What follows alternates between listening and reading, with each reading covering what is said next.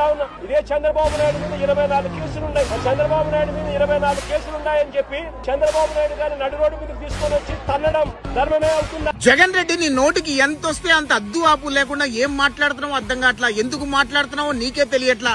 నీకు స్క్రిప్ట్ రాసిచ్చేవాడికి ఎడిదిరికి బుద్ధి లేదు కానీ చదివేవాడు నీకన్నా బుద్ధి ఉండాలి కదా జగన్ రెడ్డి. అయినా జగన్ రెడ్డి నీ చరిత్ర ఎంత దరిద్రమైన చరిత్ర నీకు తెలుసు కదా. నీ ముడ్డి కింద 11 సిబిఐ కేసులు, 7 ఈడీ కేసులు, 24 420 కేసులు ఉన్నాయి. ఇంత దరిద్రం నీ ముడ్డి కింద పెట్టుకుని వేరే వాళ్ళ కేసుల గురించి మాట్లాడే ప్రయత్నం చేయమాక. మరి నీ దగ్గర ఇన్ని కేసులు ఉన్నప్పుడు నిన్ను ఏ చెప్పుతో కొట్టాలి అని చెప్పి ప్రజలందరూ అడుగుతున్నారు జగన్ రెడ్డి. ఏ చెప్పుతో కొడితే బాగుంటుందో అది కూడా నువ్వే చెప్పు ప్రజలందరికీ కూడా. అయినా జగన్ రెడ్డి నీ వైఎస్ఆర్ కాంగ్రెస్ పార్టీ అనే ఉగ్రవాది పార్టీ ఎలా పుట్టింది, ఎలా పెరిగింది, ఎలా అధికారంలోకి వచ్చింది అనేది రాష్ట్ర వ్యాప్తంగా ఉన్న ప్రజలందరికీ ఫుల్ క్లారిటీ ఉంది.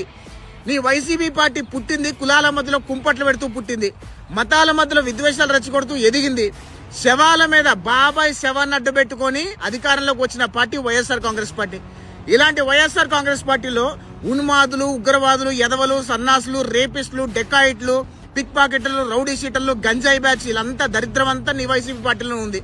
ఇంత దరిద్రం నీ పార్టీలో నీ ముడ్డి కింద పెట్టుకుని నువ్వు చంద్రబాబు నాయుడు గారిని, పవన్ కళ్యాణ్ గారిని, నారా లోకేష్ గారిని ఏదో అనే ప్రయత్నం చేస్తే ప్రజలందరూ చెప్పులతో కొడతారు. రోయ్ ఒకటి గుర్తుపెట్టుకో. అంతేగాని నోరు ఉంది కదా ఏదైనా మాట్లాడేచ్చు అనుకుంటే ప్రజలకు ఒకసారి టైం వచ్చిందంటే చెప్పులు ఇసురుతారు మొహం మీద. మొన్న 11 సీట్లు ఇచ్చి చీతూ అని పక్క పడేశారు. ఈసారి 11 సీట్లు కాదు, ఆ 11లో కూడా ఒకటి ఎగిరిపోయింది అనుకో ఇంకా నీ రాజకీయం కూడా ఏం చేయలేవు. అయినా రాజకీయం చేయడం కోసం ఎంత నీచ స్థాయికి దిగజారిపోతున్నావు జగన్ రెడ్డి. ఒక్కసారి ఆలోచించు జగన్ రెడ్డి. కులాల మధ్యలో కుంపట్లు పెడతాం మానే, మతాల మధ్యలో విద్వేషాలు రెచ్చగొడతాం మానే, ప్రజల్ని చంపేయటం మానే, ప్రజల రక్తం తాగటం మానే. ఇంత దరిద్రం పెట్టుకొని నువ్వు కూడా మాట్లాడుతున్నావు అంటే మాట్లాడేవాడికి సిగ్గు లేకపోయినా వినేవాళ్ళకైనా సిగ్గుంటది కదా జగన్ రెడ్డి.